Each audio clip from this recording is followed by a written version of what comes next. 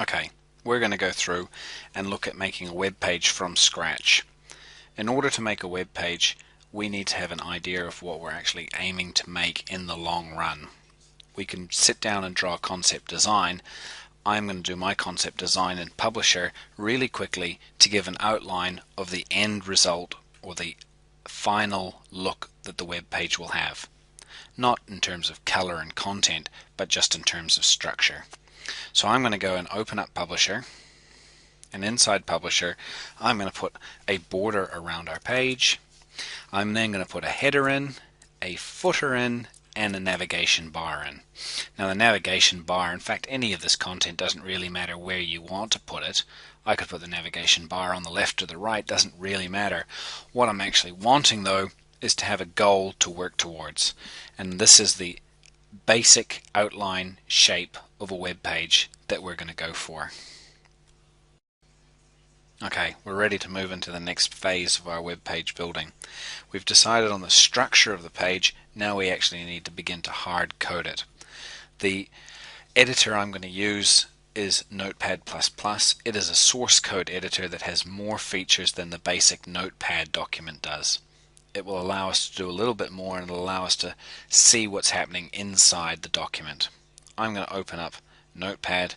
Your location will be different than mine, but the end result will be the same.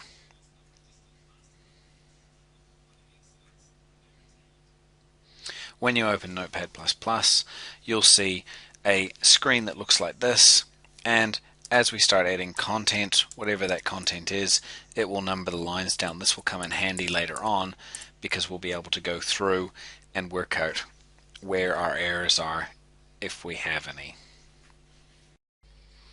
Okay, now we've had a look at Notepad++, we're going to go through and set up the structure for saving our website. So first thing I'm going to do is I'm going to create a folder, and this folder is going to sit on my desktop, and I'm going to call it Web Design 1. I would suggest that you save your folder in your H drive. Once I've got my folder set up, I'm going to go into Notepad++ and right click on the top tab and save it as